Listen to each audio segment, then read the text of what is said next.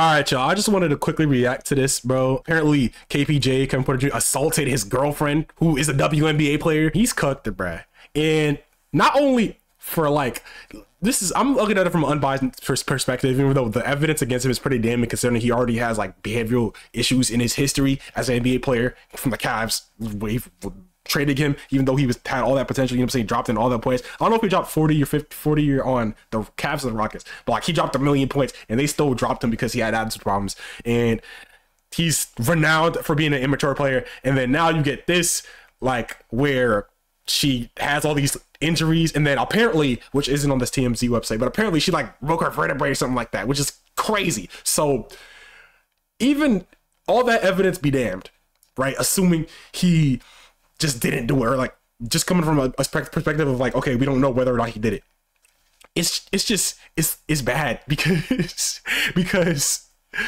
he's not a very high value point guard right now. Like, yes, he can drop some points, but is he doing that efficiently? Is he doing that on a dynamic offense? No, like he's not even like the best playmaker on the team. The best playmaker on the team is Shengo right now. He's pretty much around as being, I mean, I call him a fake point guard. I'm not gonna lie. I feel like that's his name. He's a fake point guard. He's not he's a shooting guard, bruh. So even if, you know what I'm saying, it's just not true at all or whatever, which regardless is obviously a brand risk and stuff like that. You don't want to necessarily associate with a guy like that. Not only does he not have the talent caliber of like a Ja Morant or like which obviously Ja Morant's situation is completely different, waving a gun versus like assaulting a woman potentially, allegedly, but you just have a guy who's not nearly on that talent level allegedly doing something like this with some pretty damning evidence or whatever. And you have Amen Thompson, who you just drafted in the lottery, who is in a way better passer. Like, he's frame one already looks like he's a better playmaker, a better point guard, not necessarily a better player, because obviously he hasn't been adjusted to the NBA system yet or whatever, but off rip, he's going to be what you want out of a point guard he's 6'6".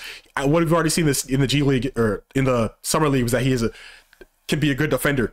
But like, he's making passes like that, like, you already see his vision is already superior to what KPJ's is, and I doubt KPJ develops significantly in that level.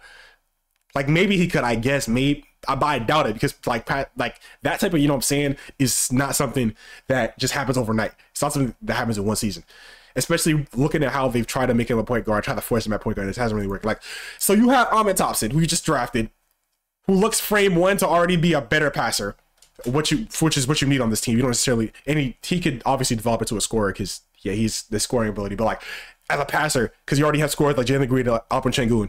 So at best, KPJ would be coming off the bench. In my opinion, he would have came off the bench this season, even if this didn't happen. If not this season, then the season after, he would be coming off the bench. But now, after all this situation, it's like, yeah, you low key, like what especially with the contract they gave him, you could just let him go. You can just let him go, wave, and he won't wave back, and you will not lose much of value, in my opinion. Especially, I mean, you already got Fred VanVleet on the team, so it's like, obviously Fred VanVleet kind of fell off a little bit, but like, it's not looking good for KPJ. But maybe that's I don't even want to bring us back to basketball, talk about how it's about the fresh air, because obviously whether or not he did it or she lied about it, which I don't know, either situation is bad. Obviously one situation's a lot worse. So I don't even want to get into that, but I just hope that I don't know how to say her last name, but I think it's bro, I don't have her name. Hold on. Okay, I have to actually put respect. Hold on. Okay, give me a moment. Bear with me. 26-year-old WNBA player.